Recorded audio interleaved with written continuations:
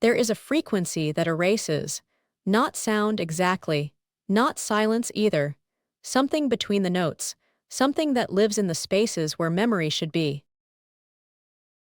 My name is Maya Chen. I engineer sound, or I did, or I will.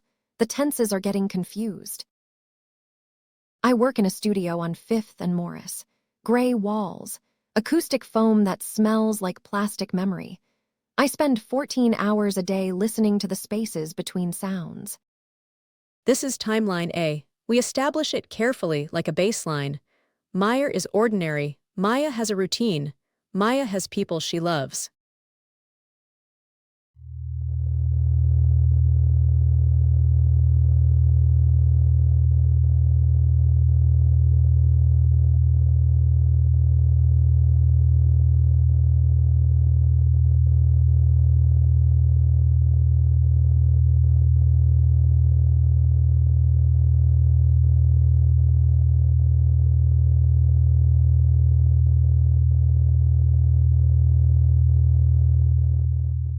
You're listening to the bass frequencies again. You know that's where I can never find you. The base is where truth lives. It's below language. Below thought, it's pure resonance. Come up for air sometime. Come back to me. This is what we're establishing, James. He's important. Hold this in your mind. The way his voice carries, the weight of it. 3 weeks ago, I noticed something odd in the commercial streaming data I was processing. A harmonic pattern, repeating at 17-second intervals, subliminal. It wasn't random. It was too precise, too intentional. Someone embedded it there. Someone who understands exactly how human memory responds to audio stimulus.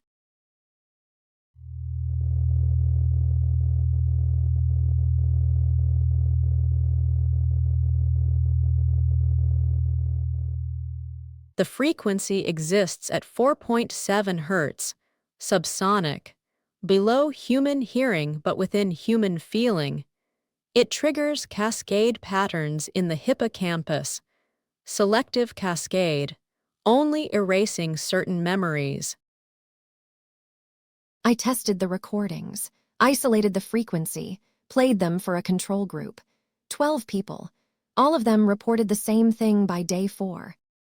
They couldn't remember their closest relationships, their partners, their children. The names were gone. The faces remained but detached, like looking at strangers in family photographs. The signal has been active for 6 months, in 97 countries, distributed through Spotify, Apple Music, YouTube, every major platform, billions of listeners exposed. I called James. I needed to hear his voice, to confirm he still knew me, to confirm I still knew him.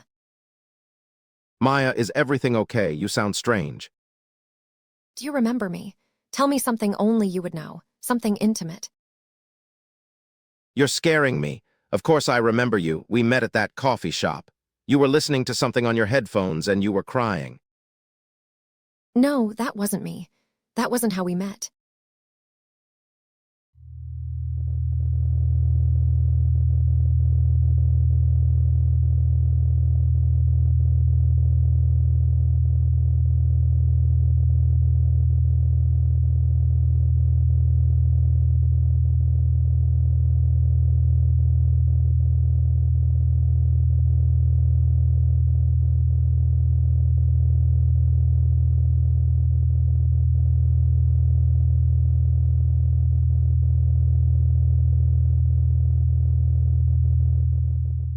Pause here. This is important. Maya has just discovered something impossible. Her own memory of James is conflicting with James's memory of Maya. One of them is wrong, or both are. I hung up. I went to the lab, our lab, the research facility where I worked before I became a sound engineer, before I decided to stop looking at memory and start manipulating it. Maya, you came back. I was wondering when you would. Dr. Reeves, I don't remember you, but I know I should. I know you're important. I'm forgetting things. Selective forgetting. The pattern matches exactly what we developed here. You're not forgetting. Not yet.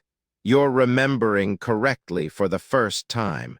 You see, Maya, there are multiple versions of this moment, multiple timelines, and you've been living through all of them simultaneously. That's not possible. Memory doesn't work that way. Consciousness doesn't work that way. When we developed the frequency technology, we discovered something unexpected. Consciousness itself is a frequency, a pattern. Memory is just resonance, and if you can manipulate one frequency, you can manipulate consciousness itself. You're saying, what are you saying? That I built this weapon? I'm saying that you did. You built it, but you couldn't live with what you'd created. So you used it on yourself, recursively. You erased the knowledge of your own genius. You fragmented yourself across multiple timelines, each one with slightly different memories, slightly different loves, slightly different reasons for being.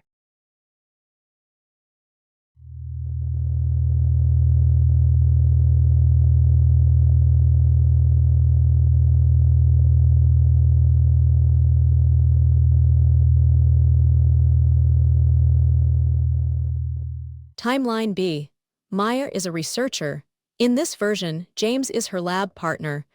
They discovered the frequency together. Together they realized what it could do. Timeline C.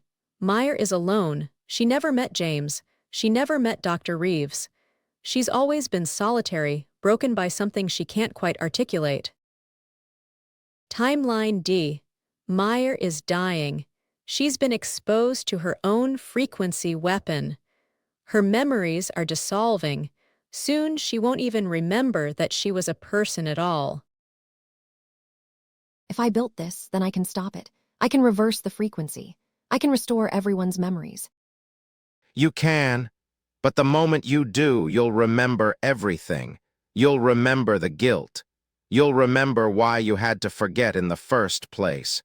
You'll remember that you weaponized the one thing that makes us human, the ability to love. That's a price I have to pay. I went to work. I pulled the research, the mathematics of consciousness, the harmonic patterns that encode memory into neural tissue, the frequency specifications. And I understood. I understood everything. I understood what I had done. I understood the billions of people worldwide whose most precious bonds were dissolving in real time. I understood that I had weaponized intimacy itself. This is the moment of reversal. This is when Maya could have stopped the cycle. She had the knowledge, she had the means.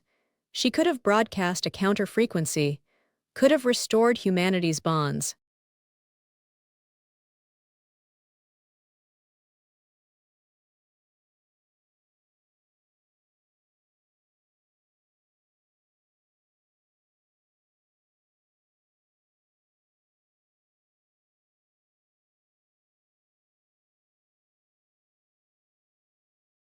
But I couldn't, because the guilt was too much.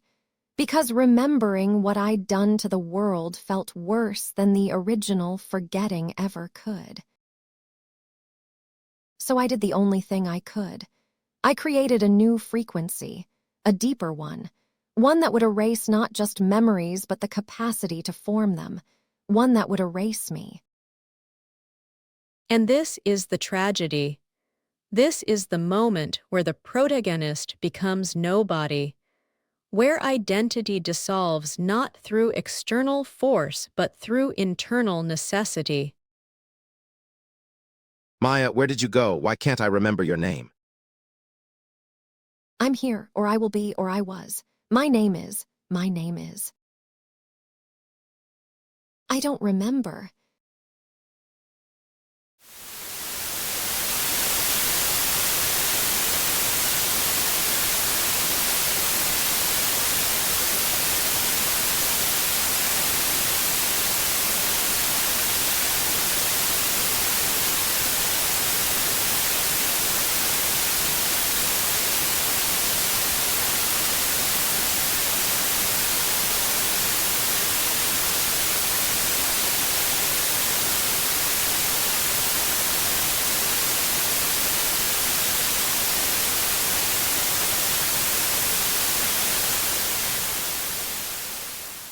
She plays the frequency. It spreads through her own neural tissue first. The dissolution is gentle, like waking from a dream you can't quite hold on to. The memories go first: James's face, Dr. Reeves's voice, the studio on 5th and Morris, the research papers, her own childhood, her own name. Then the architecture of memory itself, the ability to form new attachments, the capacity to love, the desire to be someone. There is something walking where Maya used to be, something alive but without history, without continuity, without self.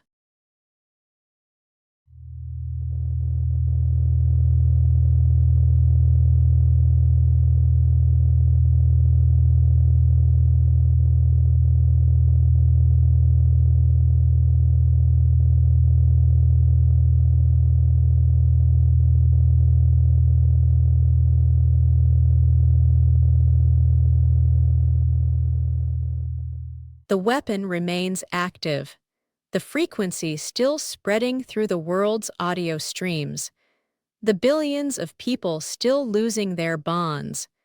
But now there is no one left who remembers how to stop it. And perhaps that was the point. Perhaps that was always the only way this could end. Not with the weapon being destroyed, but with the creator becoming incapable of remembering it was ever hers to destroy. She sits in a room now, gray walls, acoustic foam, listening to the spaces between sounds, no memories of how she got there, no desire to leave, no reason to. Sometimes someone enters the room, someone with familiar eyes. They speak to her as if she should know them, but she doesn't, she never will again.